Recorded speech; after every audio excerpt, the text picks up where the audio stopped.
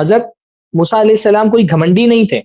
کہ انہوں نے گھمنڈ میں یہ کہہ دیا تھا، ہاں، بلکہ وہ یہ سمجھ رہے تھے کہ شاید میں سب سے زیادہ علم والا ہوں کیونکہ میں بنی اسرائیل کا رسول ہوں اور بنی اسرائیل سب سے افضل ترین قوم ہے، تو اللہ تعالیٰ نے ان کو سبق سکھانے کے لیے بھیجا تھا۔ اور کتنے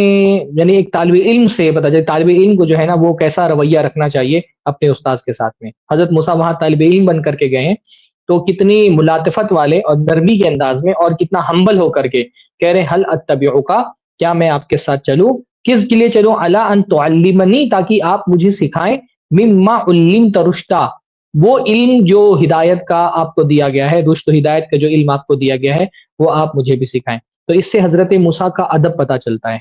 اور کیسے وہ جو ہے نا ساتھ چلنے سے پہلے ان سے اجازت طلب کر رہے ہیں اور کتنا تواضع ہے ان کے اندر۔ تو ایک طالب علم کے اندر تواضع ہونا چاہیے، گھمنڈ نہیں ہونا چاہیے۔ وہاں پر وہ استاذ بن کر کے نہیں، طالب علم بن کر کے گئے تھے۔ اور پھر اپنے سامنے والے کے لیے فضل کا اعتراف کرنا کہ اللہ تعالیٰ نے آپ کو علم سے نوازا ہے نا، مما علمتا رشدا، جو اللہ تعالیٰ نے آپ کو علم دیا ہے اس علم میں سے کچھ مجھے دیں۔ اچھا آپ دیکھیں کہ یہ بھی یا مما علمتا رشدا، جو علم دیا ہے اس میں سے کچھ مجھے سکھائیں، یعنی یہ جا کر کے نہیں کہا کہ میں آپ کی طرح عالم بننا چاہتا ہوں، ہاں، یہ بھی حضرت موسیٰ کا ایک تواضع ہے۔ من جو ہے وہ تبعیض کے لیے آتا ہے نا عربی میں، تو یہ نہیں کہا کہ میں آپ کو سارا علم جو آپ کو ملا ہے وہ میں سارا آپ سے حاصل کرنا چاہتا ہوں،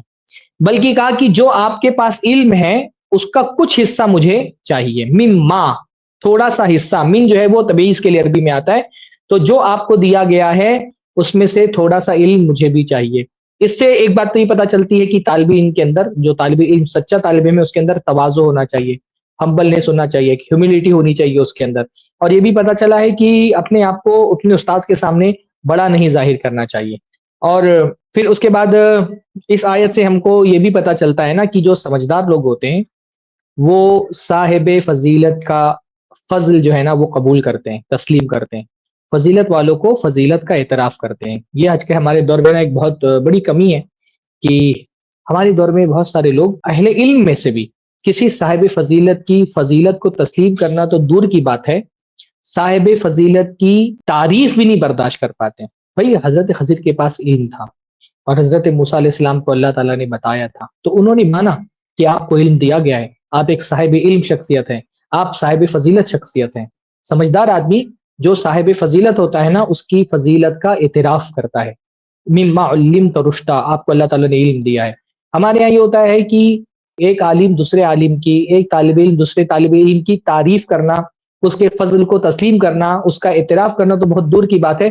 بہت لوگ ایسے ہیں نا جو علماء کہلاتے ہیں لیکن ان کے سامنے اگر کسی دوسرے عالم کی تعریف کر دی جائے تو جھل بن جاتے ہیں، تکلیف ہوتی ہے ان کو اور کوئی نہ کوئی نقص اور عیب نکالنے لگتے ہیں۔ یہ ایک صاحب علم کے لیے مناسب چیز نہیں ہوتی ہے، ایک عاقل کا طریقہ یہ نہیں ہوتا ہے۔